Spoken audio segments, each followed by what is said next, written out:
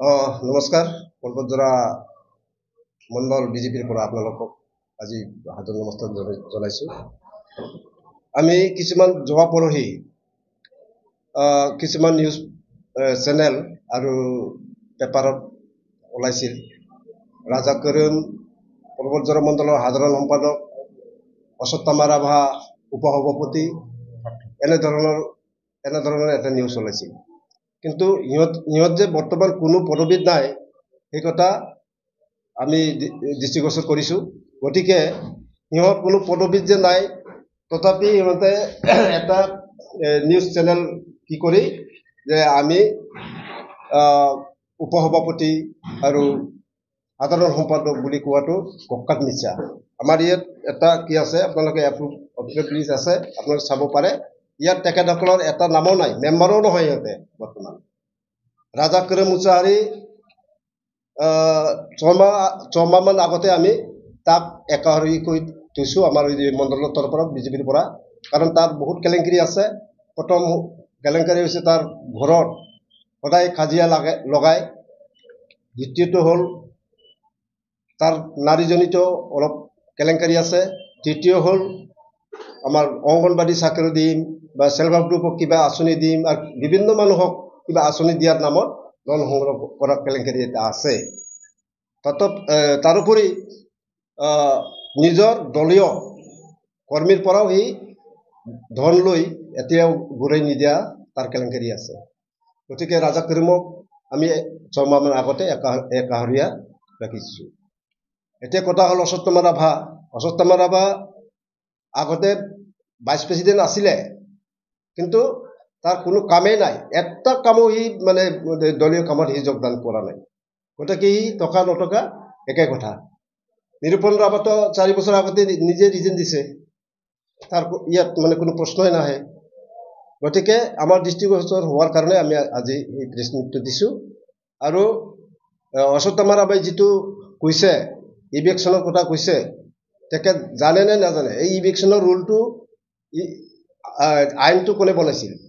2011 চনত যে কংগ্ৰেছ চৰকাৰে বনাইছিল, এইটো গম পায় নে নাপায় সি? গতিকে অশ্বত্থামা ৰাভা, ৰাজা কৰিম, নিৰূপণ ৰাভা সিহঁত আমাৰ মণ্ডলৰ কোনো ক্ষতি কৰিব নোৱাৰে, আমাৰ বিজেপিৰ কোনো ক্ষতি কৰিব নোৱাৰে। আৰু আমি এই নিউজ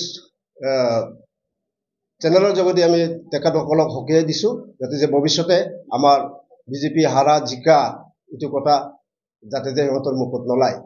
কাৰণ আমাৰ 92টা বুথত 31জনীয়া এনেকৈ সক্ৰিয় কৰ্মী আৰু 7টা মৰ্চা সক্ৰিয়ভাৱে কাম কৰি আছে। তেখেত এই চাহ দোকানত বা এই পেপাৰ মিডিয়াত গৈ চাহ দোকানত আড্ডা মাৰি কি গম পাব? আমাৰ সংগঠন এতিয়া বিৰাট শক্তিশালী। আৰু অশ্বত্থামা ৰাভা মুঠৰ ওপৰত কিহৰ কাৰণে বেলেগ দলত গ'ল? কাৰণ বিজেপি হাৰিব। তাৰ কথা মতে বিজেপি হাৰিব, তাই ই কাৰণে ইউ পি পিত গ'ল। ইউ পি পিত জিকিব তাৰ মতে। তেনেহ'লে ইউ পি পিৰ যদি ভৱিষ্যতে হাৰে, তেনেহ'লে চাব অশ্বত্থামা আকৌ এই যে জিকা দলত জাপ মাৰিব। মানে কিছুমান মিডিয়াত তাক সিহঁতক জিৰৰ পৰা হিৰো বনাই দিছে মিডিয়াৰ টুটিটি। সেইটোৰ কাৰণে এই অশ্বত্থামা ৰাভা হওক বা আমাৰ ৰাজা কৰিমেই হওক, নিৰূপণ ৰাভা হওক, আমাৰ দলৰ কোনো ক্ষতি নহয়।